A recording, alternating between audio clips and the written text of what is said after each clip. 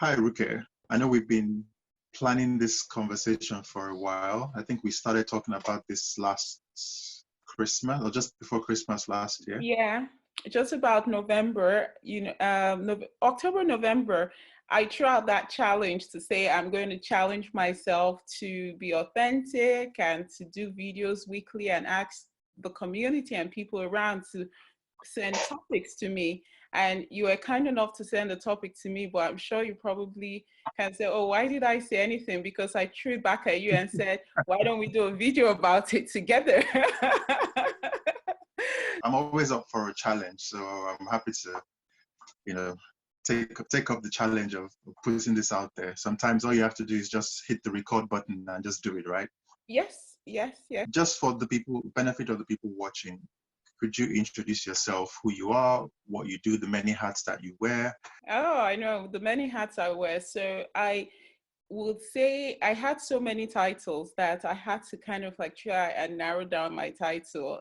I'm still working on my elevator pitch, but to give words, I'm a change strategist. And as a change strategist, I work with professionals and organizations to help them lead and drive change and transition through change. I do change management and the many hats I wear. So I work as an independent consultant. I am a speaker. I am an author. I do coaching. And I also curate and lead conferences and master classes out there. So yeah, so many hats. I am wearing many Yeah. hats.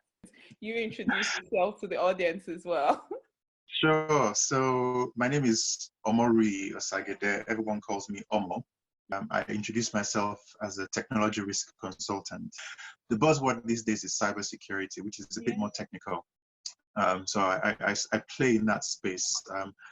I also work as independent consultant, advising companies around data privacy. So when it comes to complying with local and international regulations around privacy of personal data, I also provide consulting in that space.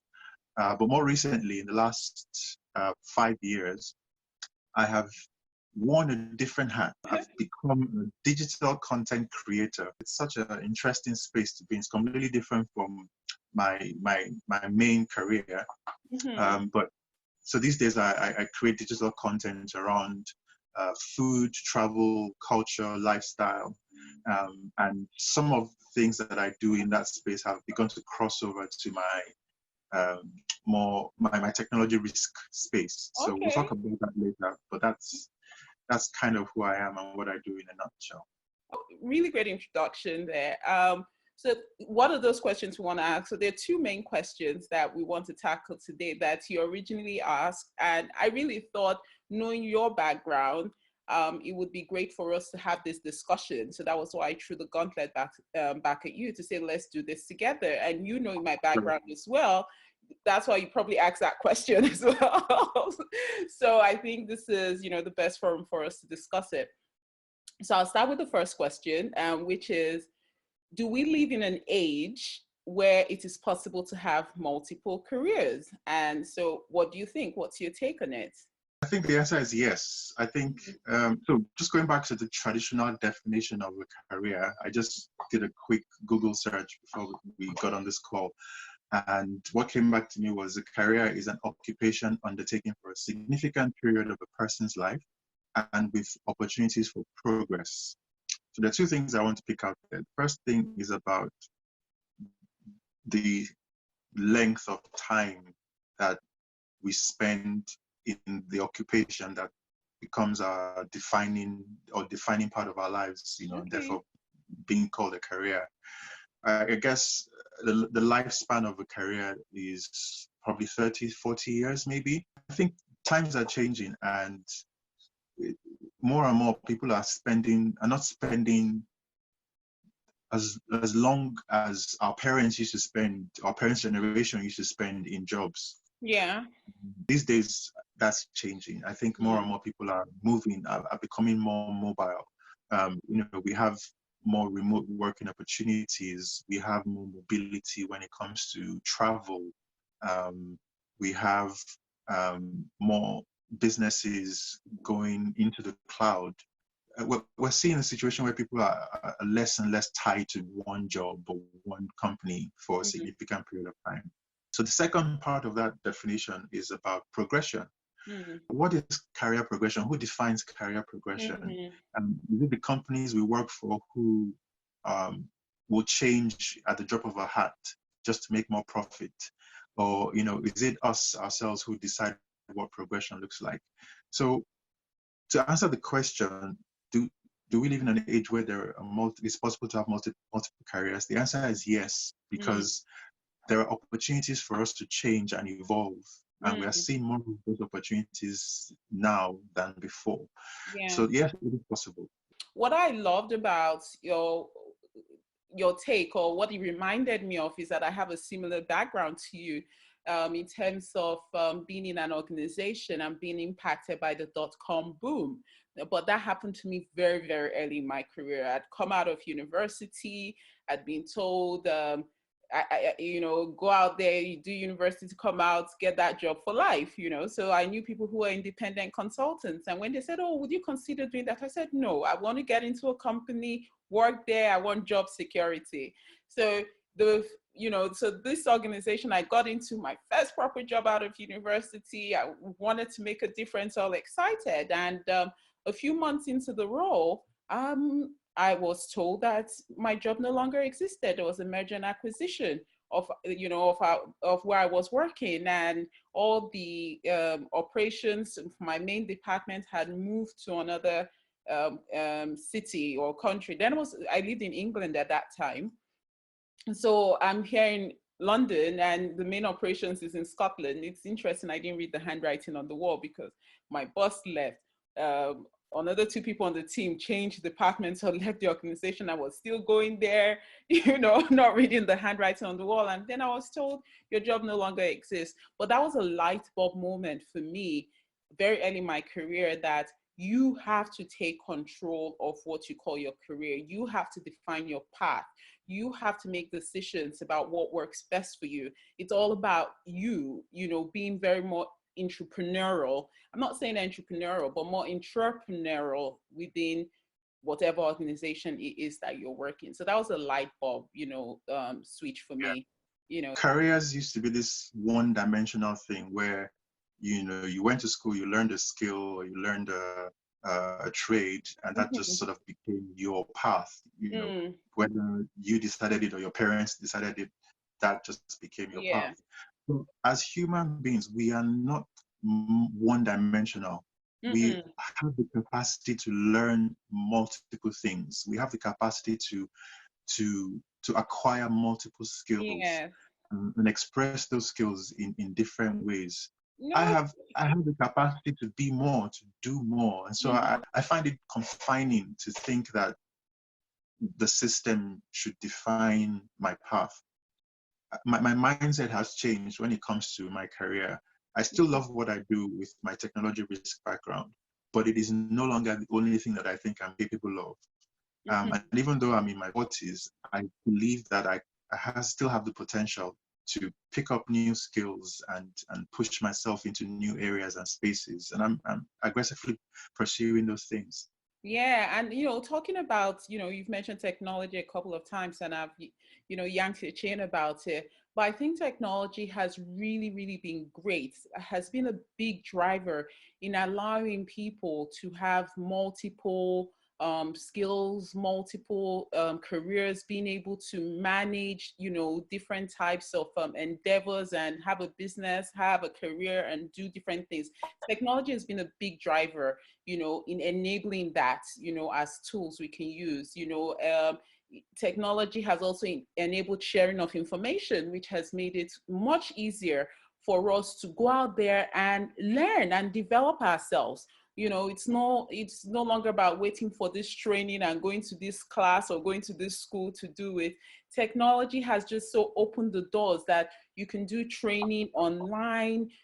And there's so much free information available. So it's broken all those barriers that would exist in terms of blockages to stop you from doing multiple things. The internet, social media, all of those things have just totally broken the barriers down. You know, even myself as an author, if it was in that day and age of where you had to go to a traditional publisher, I probably would have been waiting till now for a publisher to determine that it's okay that I have a book worth publishing. But with technology, you can do self-publishing. So if you feel that you have a story on the inside of you, if you feel what you're doing, you know, needs to be shared with the world, you know, you can go out there and make it happen. So technology has really made so much possible. I completely agree. Completely agree. So maybe that's a good segue. Maybe we should talk about, so what are some of the barriers that, you know, from speaking with people in your network or in your circle, what are some of the barriers when it comes to exploring other paths that, apart from, you know, sort of the main 9 to 5, so to speak? You know what? I would have to say time. Time is just big. It's the ability to manage, being able to do multiple things. How do you manage your time between a 9 to 5? Then maybe you've had a long commute home, then you come back and then you now have to start working on your next thing. Yeah. You know, it's like, And then add to that family responsibilities as well. yes, It, yes, it's yes. seems impossible to balance any sort of side hustle with having the responsibility of kids and taking care of the family. It's the practical reality that it's really hard for most people. It's hard. It's hard for most people. And, you know, I was reading something yesterday and it said that everybody must have multiple sources of income. And I think maybe that's a good thing to clear up, you know, that yes, Mm. we can have multiple careers, but we don't have to put ourselves in that pressure to say we have to have 2 jobs. In my situation, yes, um, I have multiple lines it is that I'm doing. And, you know, but the great thing about it, which is an advice I would give to anybody, is that when there's an alignment between what the different things you do, it definitely helps. But if there's anybody there thinking about, oh, I must have a different a second job or third job to have another source of income, I would say, no, don't think like that. You can invest. Investment is an additional source, you know, of income. There's so many Yeah. other things you can do that you don't have, it's that doesn't feel, it might require time to research and know what type of investments, you know, whether you're investing in the stock market or whether you're investing in property, you know. And there are just some things that, you know, like what you do, being a digital marketer and influencer, you know, even though it's online, you know, it still takes a lot of work to create content and craft content. So there's always going to be work in terms of what you do. You might not, that second job might not be going to another organization, and that's what technology has done these days. We're not going to Yeah. another office, but we're working from home doing something else, you know. There's so many ideas out there. One of the things that I hear is drop shipping, you know, where you're the middleman between selling something for an organization, and all you have to do is just know how to put the word out there and advertise the products, and then somebody else takes care of everything. But there's a multitude of things that we could do in order to bring us multiple streams of income and can be categorized as multiple careers. Tell me, what would be your top 3 tips for somebody who wants to be able to balance multiple streams of income, multiple careers, or have a side hustle as well as their main source of income? You know, what would be your top 3 tips? First thing for me would be adjusting your mindset.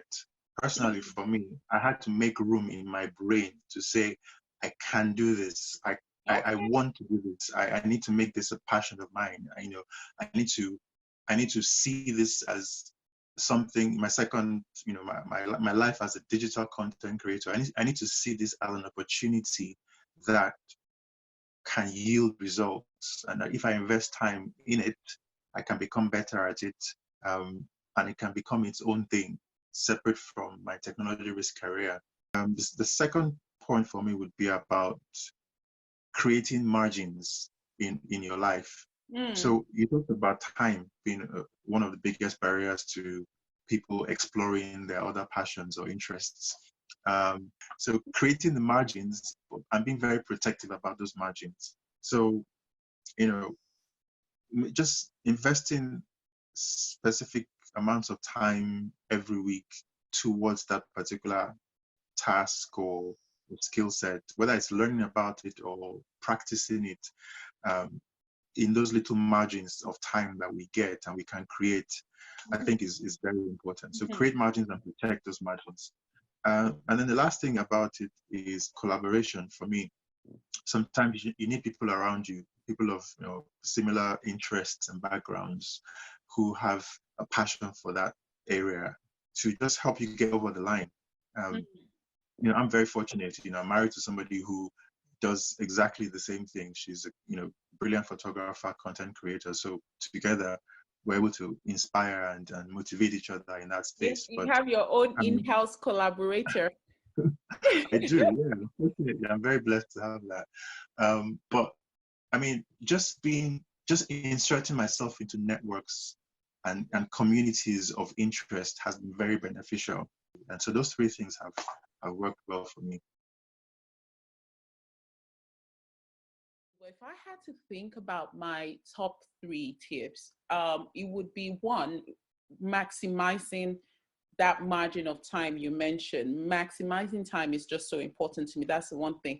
So in what I do, I think for an example is, it's important that I'm always reading, I'm always developing, I know what's happening out there.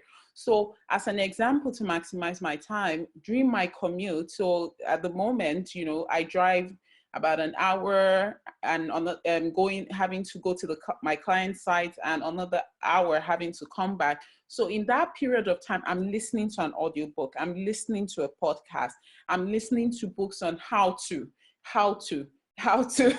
you understand? And things that help me develop my mindset, develop my confidence, curate content that I'm going to need to use in my business. So I'm very big on maximizing. If I'm at the gym, I'm also listening to those kind of podcasts that I'm doing. If I'm at the airport, I have my laptop. So I look for ways to really maximize any little time I have. But saying that, I'm also bad with time management. So let me put it out there. I'm bad with managing my time, especially when it comes to social media. I'm not even going to lie there. So that's where I struggle to really maximize my time. Because when I think about it, that 30 minutes you spent scrolling through that page, you could have used that 30 minutes to answer some emails. You could have used that 30 minutes to write a blog. You could have, there's so many things. So time management is very important. To what you said. And then for me, alignment is something that has really helped me. I'm so blessed, that what I speak about, what I write about, what I coach about, what I do my independent consulting about, what I do my events on, they're all related. So that means that because of that alignment and integration that I have between all of it, it means that when I do one thing in one area, it's feeding into the next area and it's helping it. So that has been really great for me in finding that alignment between all the different things that I do. I mean, the only difference is that another thing I do is I invest. So in terms of the investments, that's totally different and a different kettle of fish. But that's where you talk about collaboration. I collaborate with my friends. So I have friends who are great with real estate investing. So I rely on them for great ideas of where to invest in. They come and they say to me, I'm doing this, I found this deal, I'm doing this, and I just go with them. I just say, okay, let's go check it out, and I go with them. Other than that, other than that investment, real estate, all of my other activities I do are very strongly aligned. So that really helps me to really maximize my time, and everything feeds off each other. So if somebody has that opportunity to, diverse, like if you own a creche or a daycare, a way to diverse into a multiple stream of income is where you can go do speaking engagements to associations that associations of, that for children, childcare and all of those things, or even consult with organizations to open an in-house creche, so those are different ways that within the same career you can diverse into different types of things to do. So I would say those are really my top tips, along the line with the collaboration, the maximizing the time in terms of what you do, and finding alignment in what you need to do. And you mentioned one thing earlier. You said passion. If you can find passion in terms of what you do, all the better. But it's, I was talking to somebody the other day and they were saying, how do I go about doing this? First of all, I always say passion. People say passion is an overused word. I say water is not overused. You drink water because you need it every day. And so the same thing with passion. You need passion every day to do what it is you want to do. But passion, it's about finding what you're passionate about. It's about finding where there is opportunity, there's a demand for the service is that you want to do. And it is finding what you're good at doing. So you can have a passion for something, but you may not be good at doing it. So when, at least in the minimum, you can find an intersection of your passion, the ability to make money out of that passion, and you being very good at that, when you can find that happy medium in the middle, that's an idea of something that you can go out and do. Test the market, try different things. In terms of what it is you want to do, because I know there's somebody out there saying, okay, what am I going to do? There's so many things that are footsteps or at the tips of our hands, to be able to do it. But you just have to explore, and you have to be in the right sets, midst of the right people, I would say, and you have to be asking the right questions. Once you're able to do that, you start to open your mind to explore things. And that's where it is, you have to be open-minded to the different things that you can do. On that point, I'm actually going to share a quote that I heard on a podcast a couple of weeks ago, talking about passion and opening up your mind. This lady said, I'm sure it's on the internet somewhere, she said that rather than following your passion, follow your curiosity. Because we might not always have the same level of passion about something. We might be passionate today and tomorrow the passion is gone or it's starting to decline. But if you follow your curiosity and you're constant, like you said, asking questions, that is a sure way to keep you going further and further into that particular area, or that career, or that second job, or that side hustle, whatever you want to call it. If you're curious about it enough to want to know more about it, you will start to attract the knowledge. You start to attract the people around you. You start to attract, hopefully the right resources to be able to help you invest in that thing. So I thought that was very profound. So just wanted to drop that in. That is spot on. That is spot on. If you'd say, how did I get to where I was right now? Did I have a 5-year plan or 2-year plan or 10-year plan? No, absolutely not at all. At every time I was exploring my curiosity, oh, that sounds interesting. I check it out. I was exploring my passion. So I would use the word passion, but maybe I enjoy doing this kind of thing, and then I just do it. So I don't know whether to call it passion. I think you find passion for it once you, first of all, become curious about it.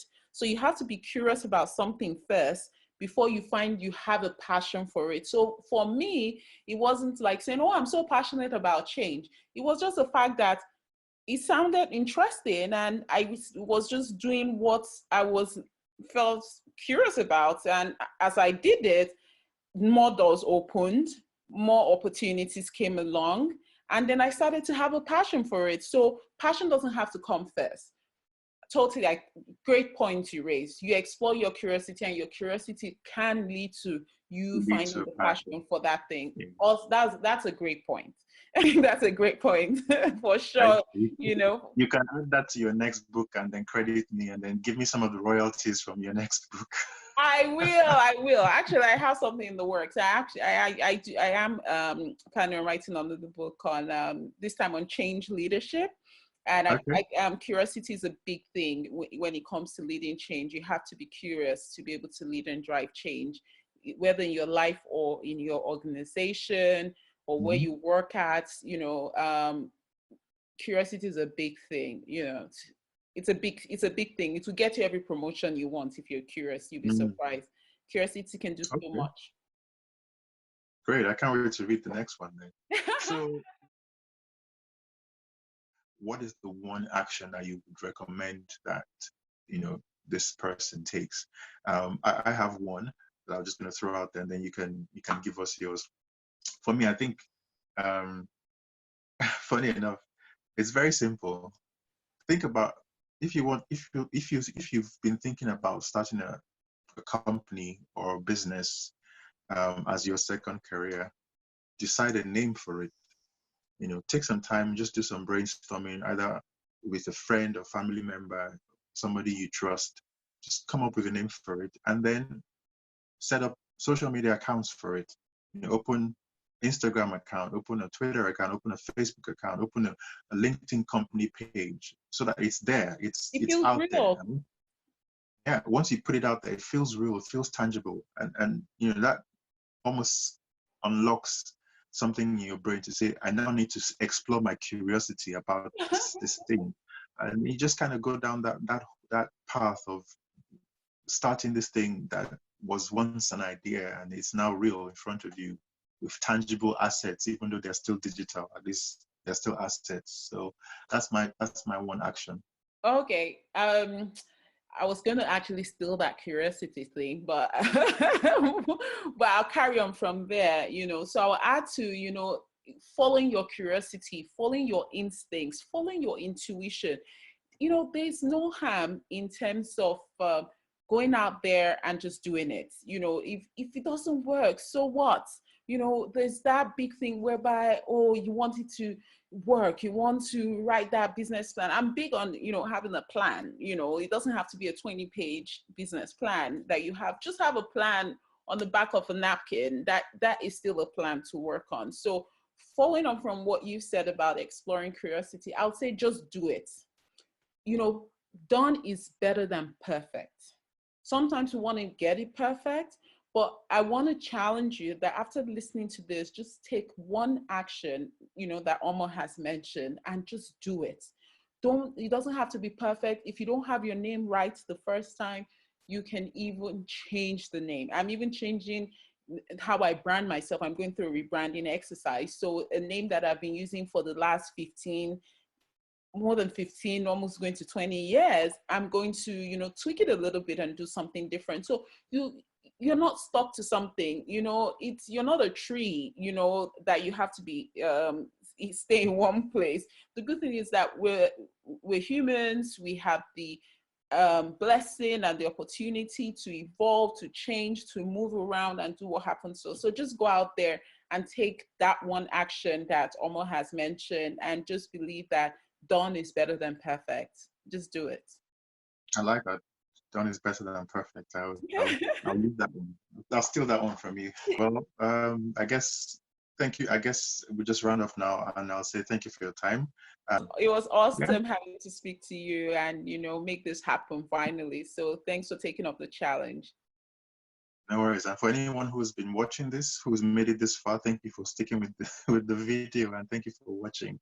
And if this video has inspired you, or made you think about taking some action about your own passion or your own curiosity, leave us a comment. We're also going to be sharing this on our social media platforms. So leave us a comment below. Let us know what you're thinking, what you're saying. And if you want to see videos like this, more videos like this, we would be happy to do more of these. So again, just let us know.